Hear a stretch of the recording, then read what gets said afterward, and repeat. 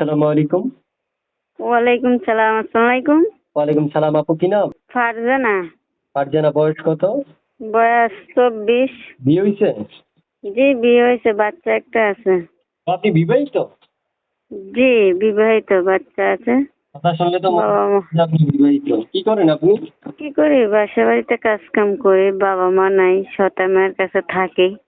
অনেক কষ্ট জ্বালা পাই, এই জন্য প্রতিবেদন আছে, ভালো একটা মনের মানুষ যদি পাই পাশে দাঁড়ায় তার বিয়ে শাদী করবো। প্রিয় দর্শক, আমি যার সাথে কথা বলছি উনি একজন মেয়ে মানুষ। উনি আসলে প্রতিবেদনে আসছে ভালোবাসার মানুষের জন্য।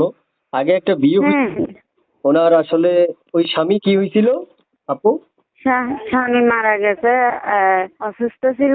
আর দেশের বাড়ি আমার রামগঞ্জ। আচ্ছা। প্রিয় দর্শক, আমি একটু অল্প কথার মাধ্যমে রেকর্ডটা শেষ করব, পুরো কথা শুনবেন ওনার কাছ থেকেই। কারণ হচ্ছে আপনারা পুনরায় সময়, অর্থাৎ যদি আপনারা ফ্রি থাকেন, আমি বলবো আপুকে ফোন করুন। ফোন করলে আপু আপনাদেরকে এই কথাগুলো বলে সহযোগিতা করবে এই ব্যাপারে। আপু শুনতে চাই, আপনি কি কল ধরবেন না কেটে দিবেন?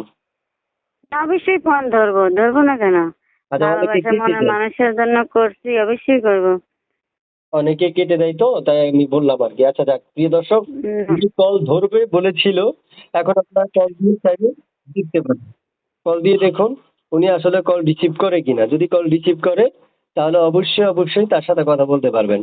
তারপর শুনতে চাই, আপনি সবসময় কি লাইনে থাকেন, মানে সবসময় আপনি মোবাইলটা একটু লাইনে থাকবেন, দর্শকে যখনই কল করবে কলগুলো রিসিভ করে সবার সাথে কথা হ্যাঁ বলবেন। হ্যাঁ, আমার মোবাইল সবসময় হাতে থাকে, লাইনে থাকে, মোবাইল সবসময় খোলা থাকে, সমস্যা নেই। আর দেশের বাড়ি আমার রামগঞ্জ ঠিকানা, ঠিক আছে? আচ্ছা, বুঝতে পারছি।